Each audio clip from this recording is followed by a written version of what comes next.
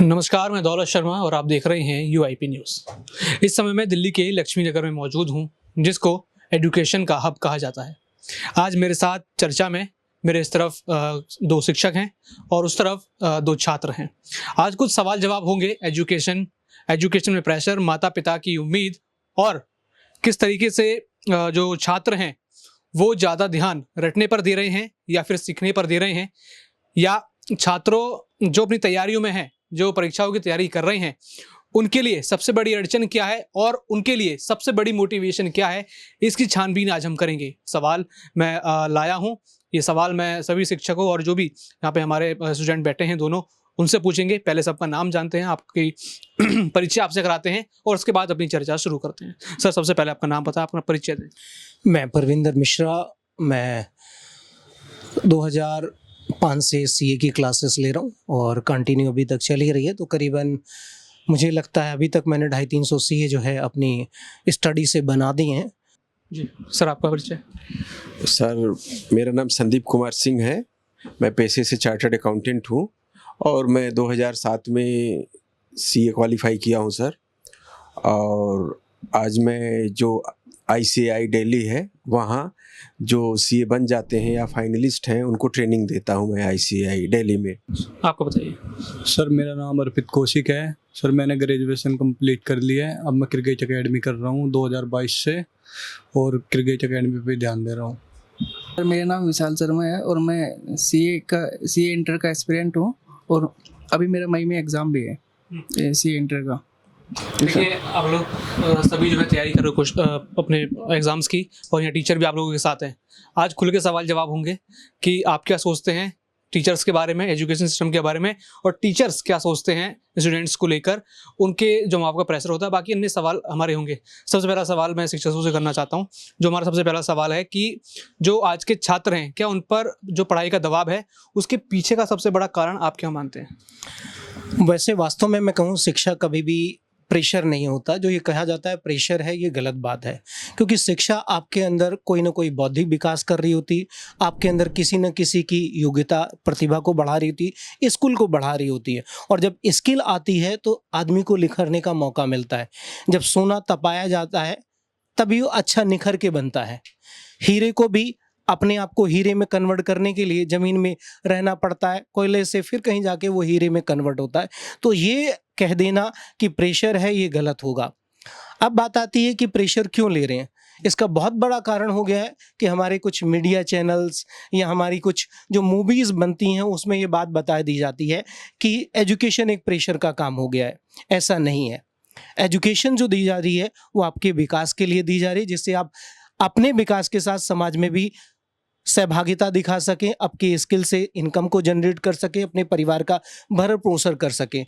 तो उस स्थिति में प्रेशर के फॉर्म में ना कह के ये कहा जाए कि अपनी प्रतिभा को बढ़ाने के लिए आप कार्य कर रहे हैं।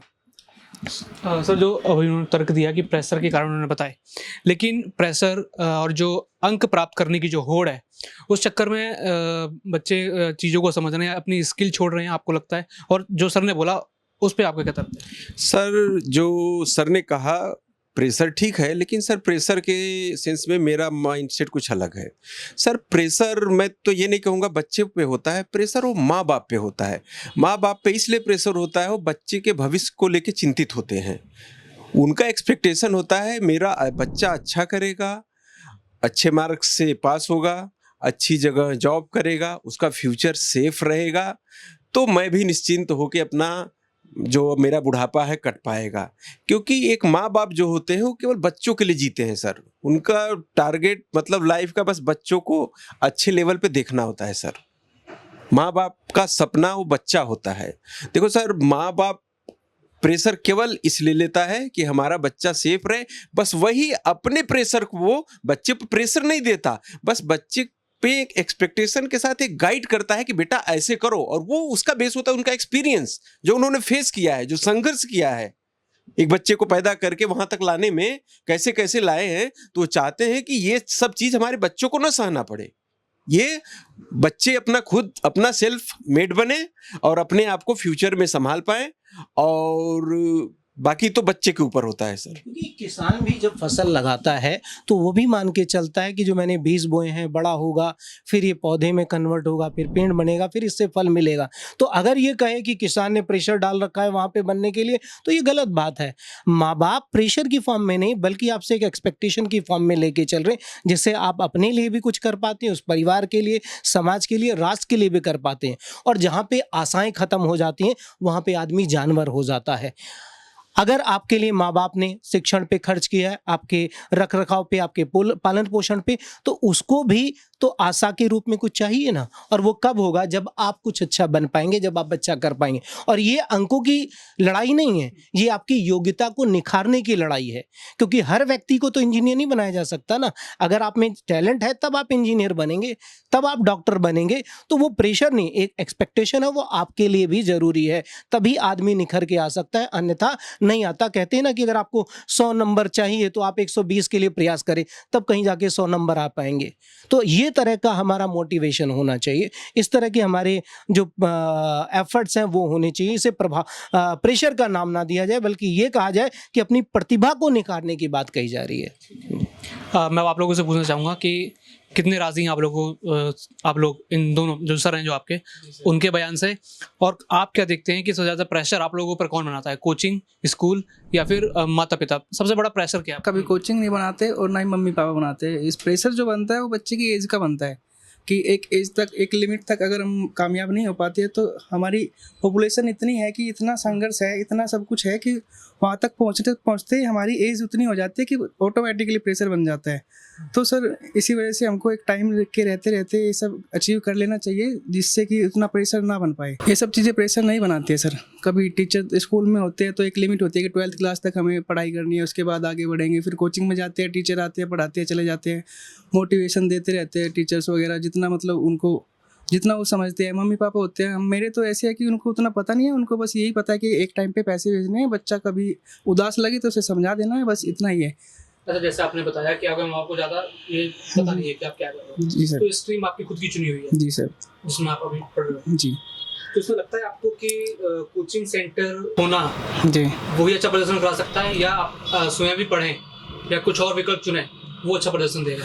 देखिए सर, कोचिंग सेंटर थोड़ा सा आपको जानकारी दे देता है कि आप कहाँ पे क्या डिपेंड, कहाँ पे आप अपने आप को बताते हो, रखते हो कि आप क्या कर रहे हो, कैसे आपके फील्ड के बच्चे हैं, कितना वो इस स्ट्रीम में, इस कोर्स में आके किस लेवल की पढ़ाई करते हैं। तो थोड़ा बहुत वो बता देते हैं, टीचर्स बताते हैं, उनको एक्सपीरियंस बताते हैं, कितने साल से वो पढ़ा रहे हैं, बच्चे को देखकर बता देते हैं टीचर्स कि हाँ ये क्या करेगा क्या नहीं करेगा। तो उतने समझदार हम तो है नहीं कि भाई स्टार्टिंग से ही अपने फ़ोन से स्टार्ट करें और पढ़ना शुरू कर दें। शिक्षक बता देते हैं कि आप क्या कर सकते हैं क्या नहीं कर सकते। ये ऐसा जी सर। कॉम्पिटिशन रहता है कि शिक्षक का फेवरेटिज्म हो कोचिंग सेंटर में, अगर एक तरीके से फोकस कहीं और हो। बहुत सारे बच्चे बैठते हैं, होता है कि कुछ फेवरेट्स पर फोकस है, लेकिन उस चक्कर में आप पर फोकस हट जाता है, फिर आप कहते हैं कि इससे अच्छा विकल्प था मैं खुद ही पढ़ लेता। मैं दोनों से जवाब चाहता हूँ। सर ऐसा तो मुझे लगता नहीं है कि अगर कोई मतलब फेवरिज्म करते हैं टीचर, अगर करते भी है तो बच्चा उस लेवल पे जाके समझदार हो जाता है कि कोई टीचर अगर फेवरिज्म करते हैं तो हम उतने समझ मोड़ दे, अपनी तरफ झुकाव कर ले। अगर हमारे अंदर स्किल नहीं है, हम समझ नहीं पाते, हम उतना पढ़ नहीं पाते, तो टीचर भी क्या करेगा, दूसरी तरफ चले ही जाएंगे। वो अगर हमारे अंदर स्किल है, हम अच्छा पढ़ते हैं, अच्छे मार्क्स लेके आते हैं, तो टीचर्स ऑटोमेटिकली हमारी तरफ आ ही जाएंगे, और नहीं आते तो वो उनका दुर्भाग्य है। आपसे सवाल है मेरा, क्या टीचर्स के कुछ शब्द ऐसे होते हैं जो मोटिवेट करते हैं कभी-कभी? नहीं, ऐसा तो कोई शब्द नहीं होते टीचर के लिए कैसा मोटिवेट। atmosphere है आपकी कोचिंग सेंटर? मेरा तो बढ़िया है, ऐसा कुछ नहीं है मतलब। अच्छा, आप तो चलो क्रिकेट की कोचिंग हाँ, कर रहे हो, क्रिकेट की वहाँ का क्या एटमॉस्फेयर होता है? फिर एक कोचिंग सेंटर का, वो भी एक कोचिंग सेंटर ही जहाँ हम, लेकिन वो कोचिंग सेंटर और जो पढ़ाई वाला कोचिंग सेंटर है उसमें कुछ मेरे को फर्क बताओ। उसमें ये है, उसमें खुद से मेहनत करनी पड़ती है, इधर भी खुद से ही मेहनत करनी पड़ती है। अगर हम खुद से मेहनत करेंगे तो हमारे सर हमारे पे ज़्यादा ध्यान देंगे, ठीक है। अगर हम मेहनत नहीं करेंगे तो वो भी हमें इग्नोर करेंगे, ठीक है, कि ये तो कुछ कर ही नहीं रहा, तो इस पर क्या फर्क। 1-2 बार समझाएंगे, अगर हम नहीं समझ रहे तो फिर हमें छोड़ ही दे जाएंगे। अगर जो हम मेहनत कर रहे हैं तो वो हम पे ज़्यादा ध्यान देंगे कि ये बच्चा मेहनत कर रहा है, इस पर ज़्यादा ध्यान दो, ठीक है, कुछ कर लेगा। तो वही है मेरा तो मानना, अगर हम मेहनत करेंगे तो आगे जाएंगे। चलिए सर, अगला सवाल मेरा आप दोनों से ही है कि जो मेरे सवाल है आज का कि परीक्षा में अच्छे नंबर लाने की होड़ क्या कहीं ना कहीं सीखने से पीछे रख रही है बच्चों को, कि अच्छे नंबर ले आओ, सर इम्प्रेस, माँ बाप इम्प्रेस, और नौकरी मिल जाएगी, उसके बाद देखी जाएगी कि चीज़ आती है नहीं आती? देखिए, अगर हम ये बात कही जाती है कि अंकों के आधार पे ही आप स्टूडेंट्स किस कैटेगरी का उसे क्लासिफिकेशन कर पाते हैं। और वो जो अंक लाया होता है वो प्रतिभा का है, सच मायने में अंक की होड़ नहीं है, वहाँ प्रतिभा को निखारने की है कि अगर उसने अच्छा प्रयास किया, उसके अच्छी स्किल है तो कहीं जाके वो अच्छे अंकों को प्राप्त कर पाया है। तो यहाँ अंक से ज़्यादा उसकी अपनी व्यक्तिगत कुशलता है जिसे उसने बढ़ाया है, जिसे अंकों के आधार पर आप आकलित करते हैं। और कुछ मूवियाँ बन जाती हैं जिसमें ये कहा जाता है कि अंकों को ना रखा जाए, सबको एक साथ बनाया जाए। तो क्या सबको पीएम बनाया जा सकता है? सबको सीएम बनाया जा सकता है? हम वहाँ पे कह दिया जाता है वही काम कीजिए जो आपकी प्रतिभा में हो। इंडियन टीम में केवल 11 प्लेयर ही खेल सकते हैं ना। अब लाखों लोग अगर उसके लिए प्रैक्टिस कर लें तो उस एज में कितने लोगों को काम मिल जाएगा? इंडियन टीम में 12 लोग ही सिलेक्टेड होंगे ना। तो ये भड़काऊ भाषण, ये केवल जो मूवीज बना के दिखा देते हैं कि आप वही कीजिए जिसमें आपका मन रुचा जा रहा है। हमें ये भी पे तो देखना पड़ेगा उसमें कितने व्यक्तियों की जरूरत है। अब मुझे पता लगा टोटल इंडियन टीम में 11 प्लेयर खरीदते हैं और उसके लिए 1 करोड़ लोग आके खड़े हो जाएं, तो सिलेक्टर किसको सिलेक्ट करेगा? तो यहाँ पर इन्होंने अपनी बात कहे कि अपनी मूवी को तो चमका लिया, लेकिन वास्तव में जो हमारी नई पीढ़ी है उसे कहीं गलत डायरेक्शन में डाल दिया ये मैसेज दे के। सर, आज की जो शिक्षा प्रणाली है, क्या वो वास्तविक जीवन की जो चुनौतियां हैं उससे जूझना, उससे लड़ना सिखाती है? सर देखा जाए तो आज की जो शिक्षा प्रणाली है, अगर अच्छे से अडॉप्ट करता है स्टूडेंट तो बिल्कुल वो प्रैक्टिकल लाइफ में क्या क्या एक्सपीरियंस होता है शिक्षक को, वो उसी के बेस पे बच्चों को गाइड करता है। अब ये बच्चों के ऊपर है कि वो कितना अडॉप्ट कर रहे हैं टीचर की बातों को। अगर वो टीचर की बातों को, पेरेंट्स की बातों को अडॉप्ट करेंगे तो वो पक्का है कि जो रियल लाइफ है उसे अच्छे से फेस कर पाएंगे।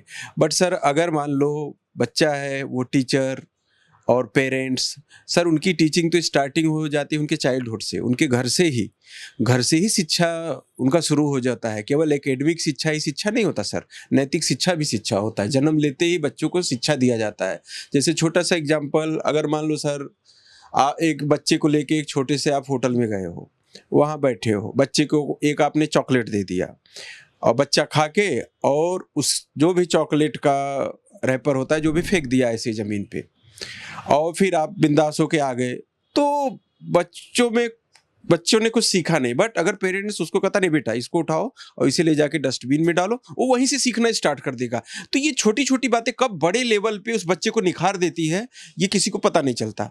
तो ऐसे ही टीचर एकेडमिक सुधारने की कोशिश करता है उसे कि किस तरीके से करना है नहीं करना है। जैसे आपने ये भी पूछा अंक क्या किसी के प्रेजेंटेशन को या स्किल को दिखाता है या वैसे ही छोड़ देना कि जिसमें बेस्ट है वो कर लेगा, क्या सही है? तो मेरे हिसाब से तो सर ये होना चाहिए कि देखिए अगर वो अंक ला रहा है, मार्क्स ला रहा है, तो सर उसमें एक टैलेंट है, एक प्रेजेंटेशन स्किल है जिसके बेस पे वो ला रहा है। दूसरों से वो अलग है क्योंकि सबको ही सेम चीज़ बताया जा रहा है, सब कुछ सेम चीज़ पढ़ाया जा रहा है, सबको सेम टीचर, बट प्रेजेंटेशन उसका बेस्ट है, इसलिए सर वो रिवार्ड का हकदार है। मार्क्स का वैल्यू है, क्राइटेरिया भी कोई बनाता है मार्क्स के ही बेस पे, वो सब साइंटिफिक है सर, उसमें हम आप कोई क्वेश्चन नहीं कर सकते, सदियों से चला आ रहा है सर ये। आप देखिए, आप बार बार सिनेमा को टारगेट कर रहे हैं, लेकिन सिनेमा ने 12th फेल और वे अन्य जैसी कई सारी मूवियाँ बनाई जो स्टूडेंट्स के लिए मोटिवेशन हो सकता है। उनसे भी मैं ये सवाल करूंगा कि वो कितना उनको मोटिवेट करते हैं या फिर सिनेमा उनकी ज़िंदगी में कितना प्रभाव डाल रहा है। हालांकि बच्चे तो दूर ही रहना चाहते हैं सिनेमा से, जब पढ़ाई कर रहे हों उनको दूर ही रहना चाहिए, लेकिन फिर भी कई सारी मूवीज़ ऐसी हैं जो बहुत कुछ सिखाती हैं। कई सारी मूवी ऐसी हैं जो सिखाती हैं, लेकिन करीबन मैं अगर बात कहूँ तो 90% मूवियाँ ऐसी ही बना रही हैं जो ये केवल ये दिखाती हैं कि आपको माँ बाप से कैसे अपोजिशन में जाना है, सोसाइटी में कैसे अलग रहना है, आप अपनी मनमानी से जो आपको ठीक लगता है वो आप कीजिए। लेकिन कभी भी हमारी जो आजकल मूवियाँ बन रही हैं उसमें किसी तरह की नैतिक शिक्षा को नहीं डाल रहे, किसी तरह के स्ट्रगल को नहीं दिखाई दे रहा कि कैसे आप प्रयत्न कर सकते हैं, छोटे लेवल से हैं बड़े लेवल पे भी बढ़ जा सकते हैं। तो ये जो मूवीज़ का है क्राइटेरिया अब वो ख़त्म हो गया, क्योंकि जो भी मूवी बना रही है उनका एक ही उद्देश्य है कि वो कितने करोड़ों में टर्नओवर करती है। इससे मतलब नहीं कि समाज पे उसका कैसा सकारात्मक प्रभाव पड़ता है, नहीं पड़ता। तो जब आप ऐसी मूवीज़ बनाएंगे जिसमें दिखाएंगे कि नैतिकता क्या होती है, माँ बाप का क्या महत्व है, माँ बाप कैसे आपको एक पेड़ की छाया के रूप में पालते पोसते हैं, जब ये हमारे बच्चे देखेंगे शिक्षा इसके फिल्मों के माध्यम से, तो उनमें कभी नहीं आएगा कि वो माँ बाप के डांटने पे उन्हें गोली मार दें या खुद जाके सुसाइड कर लें। लेकिन किसी मूवी में ऐसा नहीं दिखाई देता। बस मुझे याद है मैंने एक मूवी देखी थी, मेरे ख्याल वो है 400 करके नाम नहीं आ रहा, मिस्टर एंड मिसेस खिलाड़ी, जिसमें जूही चावला ने ये कहा कि पापा मुझे उससे शादी करनी है, तो उसने मना कर दिया। तो उसने कहा पापा जी मेरे साथ गाड़ी पे बैठ जाओ, और जब गाड़ी को चलाया तो 120 की स्पीड में चलाई, उसकी एक बार छत उड़ गई और एक बार उसका गेट टूट गया, फिर पूरी गाड़ी ही डैमेज हो गई। तो एट लास्ट बाप पिताजी को यानी कादर खान को यह कहना पड़ा कि बेटी ठीक है, तो जिससे शादी करना चाहती है तो शादी कर ले। तो ये प्रेशर का गेम है जो कि दिखाया गलत तरीके से जा रहा है। बिल्कुल प्रेशर हुआ, प्रेशर है ही कि आप धमका के कह रहे हो नहीं तो मैं सुसाइड कर लूंगा, नहीं तो जाके मैं तुम्हारे किसी के साथ इधर उधर हो जाऊंगी जिससे तुम्हारी इमेज खत्म हो जाएगी। तो ये कहीं ना कहीं माँ बाप पे ज्यादा प्रेशर है। वो पैसा भी खर्च करता है, आपको पालता पोसता भी, हर जरूरतें भी पूरी करता है, और एट लास्ट उसे बोलने का हक नहीं है कि आप कुछ अच्छे मार्ग पे जाएं। यानी सहमा हुआ, डरा हुआ आज का वर्तमान माँ बाप है, जिसे ये कहा जाता है कि बच्चों के साथ फ्रेंडली रहो, लेकिन उन्हें कुछ कहने का आपको हक नहीं है। जब मुझे प्यार कर डांटने का हक नहीं होगा तो मैं प्यार कैसे कर सकता हूँ, संभव ही नहीं है। आप लोग जरा बताएं मेरे को कि शिक्षा और सिनेमा किस तरीके से इसमें डिफरेंस बनाते हैं, क्योंकि सर ने कहा कि कुछ मूवीज़ 90% मूवीज़ जो हैं गलत सिखा रही हैं, कुछ मूवीज़ 12 फेल जैसी हैं, और अन्य मूवीज़ हैं कि जो एक सही डायरेक्शन बता रही हैं, या फिर कहा जाए एक कंफर्ट लेवल बना रही हैं स्टूडेंट्स के बीच, वो काफ़ी चर्चाओं में आ रही हैं। आप लोग क्या सर ये सब उन लोगों के लिए उनके जीवन पे प्रभाव डालता है जो सब सोशल मीडिया से ज़्यादा प्रभावित होते हैं, सोशल मीडिया पे ज़्यादा लगे हुए होते हैं। और जो एक अच्छा स्टूडेंट होता है वो कभी इस तरफ जाता ही नहीं है। जो जाता नहीं है तो फिर सिनेमा उसके जीवन पे कैसे प्रभाव डालेगा। तो पढ़ने लिखने वाला तो अपने पढ़ाई से मतलब रखेगा ना। और जैसे आपने बताया कि सुपर 30 जैसी मूवी हो गई, ये अभी छावा आई है, ऐसी ऐसी मूवी हो गई, तो कुछ चीज़ें अच्छी है। और एक बंदा अगर 20 साल का या 18 साल का हो गया तो उसको अच्छे और बुरे के बीच में चुनाव करना आना चाहिए। तो ये सब बातें अगर हम यहाँ पे बैठ के बताएंगे कि बुरा हो रहा है या सही हो रहा है, तो ये सब एक बच्चा समझ जाता है। और उसके मम्मी पापा को ये सब चीज़ें ध्यान रखनी चाहिए, टीचर्स होते हैं। इन सब बातों के बाद में भी एक बच्चा अगर निकल जाता है तो उसकी गलत बात है, किसी टीचर की या उसके मम्मी पापा की या सिनेमा की नहीं है। हम आज भी तो देख के सिनेमा को गाली दे रहे हैं ना, पहले क्यों नहीं दिया? हमें किसी ने बताया नहीं या फिर हमने खुद से चुनाव नहीं किया, आज कर रहे हैं तो अच्छी बात है। कहने का मतलब है कि आज जो मूवियां हैं कुछ ऐसा जरूर दिखा रही हैं कि जिससे जो बच्चे हैं वो पथ भ्रष्ट हो रहे हैं, क्योंकि जो भी मूवीज बनाई जाती है उसमें इस तरह के सीन को इन्वॉल्व किया जाता है, इस तरह की बातों को दिखाया जाता है कि वो घर से तो पढ़ने के लिए निकले, लेकिन उसके बाद वो कहाँ जा रही हैं और कितनी ही कहाँ कहाँ घूम के आ रही हैं, तो ये सारी चीज़ें मूवी में दिखाती हैं। तो यही आज बच्चे देखते हैं और उसी चीज़ को वो कर रहे होते हैं। तो मूवी का बहुत बड़ा इम्पैक्ट है। गवर्नमेंट को कहीं ना कहीं ऐसे प्रोड्यूसर पे जो अपनी कमाई के लिए ऐसी मूवीज़ बनाते हैं, ऐसे सीनों को इन्वॉल्व करते हैं। और ख़ासकर तो मैं कहूँगा जो हमारा महिला आयोग है वो कभी नहीं बोलता कि एक से एक गलत मूवी आप बना दीजिए। बिग बॉस जैसे नाटक आते हैं और उसमें आप देखते हो किस तरह की सिचुएशन होती है, किस तरह के बातों को यूज करते हैं। इवन आज तो मूवी जब बनती है even full exceptional abusing word use किए जाते हैं, लेकिन एक भी महिला आयोग इस संदर्भ में बोलने को राजी नहीं होता। ये दुर्भाग्यपूर्ण है। चलिए, अब मेरा आखिरी सवाल आप लोगों से भी रहेगा और जो आपकी शिक्षा है उनसे भी रहेगा कि आप खुद अपनी बड़ी उपलब्धि क्या मानते हो? कोई एग्जाम क्लियर करना या फिर एक नई स्किल सीखना, या फिर इसमें कुछ परस्पर संबंध मानते हो? सर मैं तो अपना एग्ज़ाम क्लियर ही मानता हूँ बड़ी उपलब्धि, क्योंकि जब मैंने किसी चीज़ को चुन लिया और मैं उसे ना कर पाऊँ तो फिर स्किल वगैरह किस चीज़ की, क्योंकि मेन स्किल तो सब उसी में लगाना होता है ना। अगर मैंने वो कर लिया तो फिर मेरी सारी स्किल्स सबके सामने आ जाएगी, मैं कितना अच्छा हूँ, क्या कर सकता हूँ, क्या क्या करने के लायक हूँ। और जब मैं एक प्लेस पे ही नहीं पहुँचूंगा, कहीं पे सेट ही नहीं हो पाऊंगा, तो मेरी सब स्किल रखी रह जाएगी। सारी अच्छाइयाँ पता नहीं कहाँ कैसे चली गई, कुछ पता नहीं सर। मेरे को तो नई स्किल सीखना पसंद है, क्योंकि मैं तो क्रिकेट खेलता हूँ। अगर कोई रणजी प्लेयर है या मैं उसको देख रहा हूँ वो मतलब कि 6 घंटे मेहनत कर रहा है, तो मुझे उससे अच्छा होने के लिए तो मुझे 8 घंटे मेहनत करनी पड़ेगी। उसको देखना पड़ेगा कि वो कैसे क्या कर रहा है, कैसे नहीं। तो मुझे तो यही है कि मुझे तो क्रिकेट में ही जाना है, चाहे 10 साल लगे या 5 लगे, कितना भी लगे, मुझे तो मेहनत करनी है उसी पे। चाहे मैं मतलब एक टाइम कितना भी हो, करना क्रिकेट ही है, उससे अलग कुछ नहीं करना है। क्रिकेटर, आप क्रिकेट सीख रहे हो, क्या कौन सा आपका प्लेयर फेवरेट है, या फिर किस प्लेयर को देखकर आप सोचते हो कि उसके जैसा खेलूं, या फिर उसके लक्ष्य कदम पे चलना चाहते हो? मेरा कोई प्लेयर फेवरेट नहीं है। पहली तो बात ये, मैं खुद ही हूँ कि मैं खुद से मेहनत करता हूँ। बस मुझे तो ये है कि मुझे अपने माँ बाप का नाम वो करना है। नहीं, किसी को देख के तो क्रिकेट शुरू नहीं, किसी को देख के नहीं, बस शुरुआत से मतलब बचपन से ही मैंने क्रिकेट करा है। मैंने आज तक स्कूल में नहीं गया कभी ज़िंदगी में, मैं शुरू से ही क्रिकेट खेलता हूँ। अच्छा, अगर आप, मैं कुछ खिलाड़ियों को ऑप्शन दूंगा, अगर आप चुनो कि जैसे MS धोनी कैप्टन के रूप में बड़े माने जाते हैं, विराट कोहली रन मशीन कहे जाते हैं, और सचिन तेंदुलकर भगवान गॉड हैं क्रिकेट के, तो उन तीनों में से अगर आपको कुछ लेना हो, आप देखो खिलाड़ी हो, आपने सबको खेलते हुए देखा है, सबकी टैक्टिक्स देखी है, अगर तीनों में से कुछ लेना हो आपको अपने लिए, अपनी स्किल के लिए, क्या लोगे? मैं उनसे यही है कि जैसे वो खेलते हैं, उनसे यही पूछूंगा कि मतलब खेलने के लिए कैसे क्या करना चाहिए, उनसे स्किल सीखूंगा, उन्हें देखूंगा, बस यही है।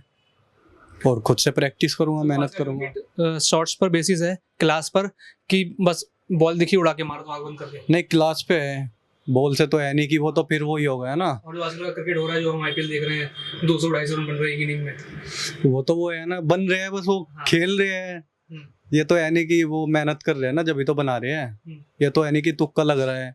और फिर क्रिकेट एक बॉल का गेम है। लोग कह रहे हैं कि ये बॉलर्स को मार रहा है, ऐसा क्रिकेट बॉलर्स को मार रहा है। तो बॉलर्स गलती कर रहा है, जब भी तो मार रहा है। बैट्समैन है, बॉलर भी है, बैट्समैन भी अपना 100% देगा, बॉलर भी देगा। अब वो है ना, किस्मत के ऊपर बात है। कभी बॉलर विकेट ले लेता है, कभी बैट्समैन आउट हो जाता है। ये तो किस्मत के ऊपर बात है ना। और जो मेहनत करेगा वो तो आगे जाएगा ही। सर, आज अब इसकी चर्चा कर निष्कर्ष निकालते हैं। आपने अभी तक कहा कि 100, 200, 250 कुछ आप CA बना चुके हैं, तो कैसे आप लोगों ने तैयारी उन लोगों की कराई? कैसे उन लोगों के बीच प्रेशर होता है? क्या आप क्लासेस में देखते थे? अभी तक जो आपका जो जर्नी रही है टीचिंग की, उसका क्या निष्कर्ष आपने अभी तक निकाला है? देखिए, मैंने तो यही देखा कि जो अभी करीबन 5 साल पहले जो बच्चों में लगन होती थी, आज थोड़ी सी लगन की कमी है।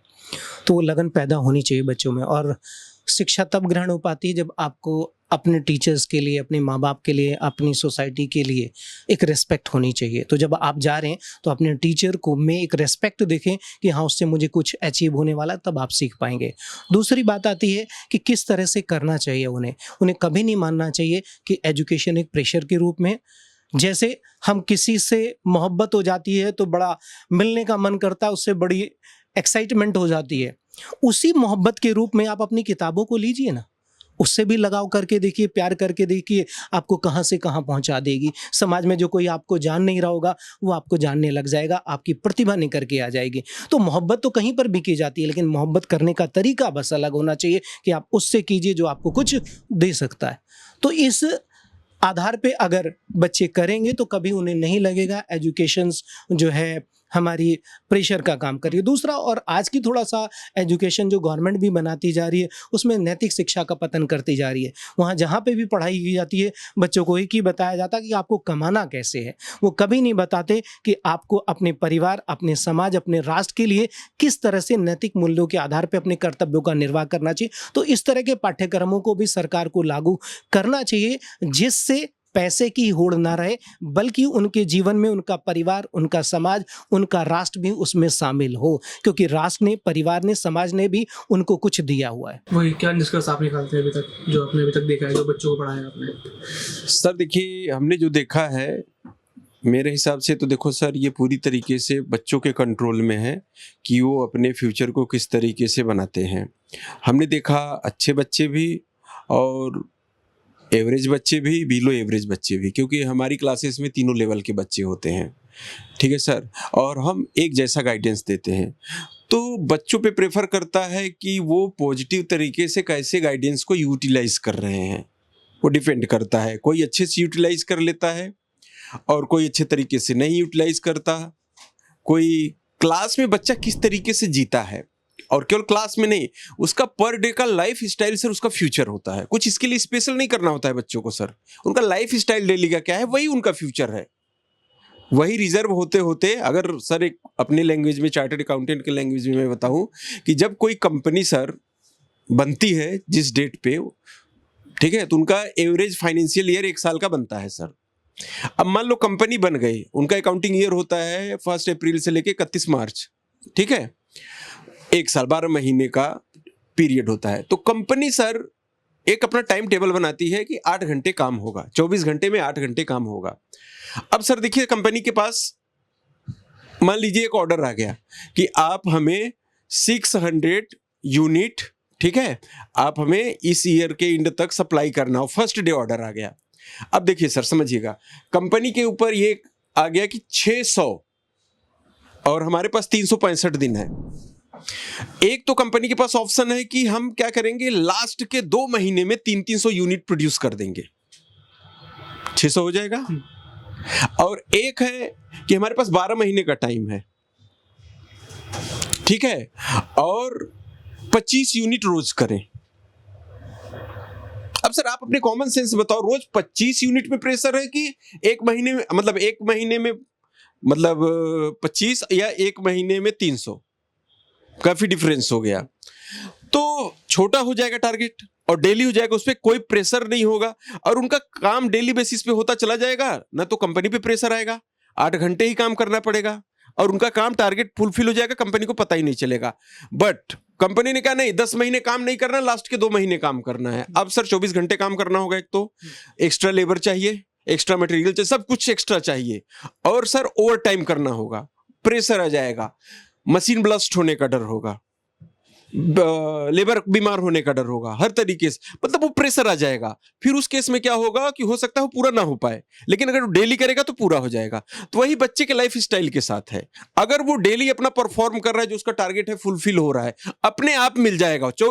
16 घंटे में उसका कोई 16 घंटे में उसकी जो मर्जी वो करे, कोई मतलब नहीं, लेकिन 8 घंटे अगर अपने आप को दे रहा है तो रिजल्ट उसे डैम श्योर मिलना है। और 8 घंटे केवल बुक देखना नहीं, आउटपुट क्या एनालिसिस करे, आज मैंने किया क्या, खुद से क्वेश्चन करे, किसी के गाइडेंस में आने की जरूरत नहीं है, खुद से पूछेगा, खुद से उसे पता चल जाएगा सर, और रिजल्ट बन जाएगा। तो मेरा कहने का मतलब है कि कंपनी का जो प्रॉफिट सर जनरेट होता है, पूरे साल वर्क करेगी तब होगी, केवल लास्ट के कहे अच्छा चलो एक दिन काम कर लेंगे हम, हो जाएगा, तो जीरो प्रॉफिट रहेगा। लेकिन रोज 10-10 रुपए कमाएगी तो 12 महीने में 120 रुपए कमा लेगी, ठीक है। तो कहने का मतलब रिजल्ट डेली बनता है सर।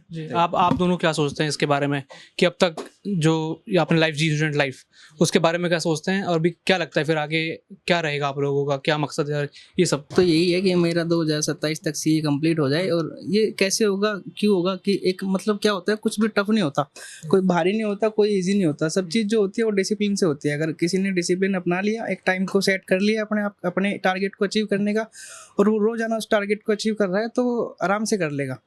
तो सर यही है मेरा स्टूडेंट लाइफ में कि 2027 तक या 28 तक। अभी मैंने पूछा, सर ने बताया कि जो आज के स्टूडेंट्स हैं उनमें थोड़ी लगन की कमी है, थोड़ी एक दो चीज और उन्होंने प्लस माइनस बताई, उस बारे में आप क्या सोचते हैं? हाँ, तो सर ने उसके साथ सोशल मीडिया को अटैच किया था ना, कि वो लगन कहाँ पे कम हो रही है सोशल मीडिया से। जो लोग उनसे ज़्यादा कनेक्ट है तो उसकी लगन अपनी पढ़ाई के प्रति कम हो जाएगी, और जो कनेक्ट नहीं है सोशल मीडिया से तो वो कहीं ना कहीं अपनी पढ़ाई को, अपने टारगेट को रोजाना कंप्लीट करते रहेंगे। आपके सोचते हैं? मेरा भी यही है कि 2030 तक मैं 2030 तक मैं आईपीएल खेल जाऊं, और खेलूंगा भी, क्योंकि मैं मेहनत करता हूं। ये नहीं कि नहीं खेल, हाँ टारगेट मेरा नहीं, टारगेट तो मेरा इंडियन टीम है, पर ये है ना कि एक होता है कि ये तो खेलना ही है, तो आईपीएल तो ये मतलब मैं ये सोच रहा हूँ कि सबसे जो मेन टारगेट अभी जो भी आपके कुछ में कोई भी एक नया ज्यादा प्लेयर बनने के लिए, हाँ, तो सबसे पहले माइंड में उसके आईपीएल ही आता है। हाँ आईपीएल ही आता है। तो मेरा यही है 2030 तक कि मैं आईपीएल खेल लूँ, क्योंकि इंसान से बड़ी चीज तो कुछ है नहीं। अगर इंसान मेहनत करे दिल से तो हो ही जाता, अगर जो जिस चीज में मेहनत करेगा। और रही बात ये कि जो बोल रहे थे कि मतलब कि इंसान भटक जाता है, कर नहीं पाता, तो वो तो उसके मन से होती है ना। रही सोशल मीडिया, ये सोशल मीडिया आ गई, वो मतलब कि 10 मिनट देख ले, फिर उसका मन करता है कि यार 10 मिनट नहीं 1 घंटा देख ले, 1 घंटे नहीं 2 घंटा देख ले, तो वो तो अपना खुद अपना बर्बाद कर रहा है ना। और जो इंसान मेहनत करेगा कि मुझे तो ये करना ही है, तो वो तो करेगा ही, चाहे सोशल मीडिया हो। पेट्रोलिंग बहुत होती है क्रिकेट की। हाँ, अगर कहा जाए तो भाई सूरज जो अपने समय से उगता है, समय से अपने ढलता है, सारी एक्टिविटीज अपनी करके जाता है, तो उसी प्रक्रिया में अगर स्टूडेंट भी चलेंगे, अपना मान के चलेंगे कि ये मेरा निर्धारित समय, इसी समय पे मुझे ये करना है, तो वो न केवल शिक्षण में ही सफल होंगे, बल्कि अपने पारिवारिक जीवन में, सामाजिक जीवन में और अपने आर्थिक जीवन में भी सफल होंगे। लेकिन चरणों से गुजरना पड़ेगा, अपने समय को समयबद्ध करना पड़ेगा। तो आज की चर्चा थी हमारी छात्रों और शिक्षकों के साथ। ये चर्चा आपको कैसी लगी? क्या आपको इसमें अच्छा लगा? कमेंट करके जरूर बताएं। बाकी और भी ऐसी खबरों को देखने के लिए देखते रहें UIP न्यूज़। धन्यवाद।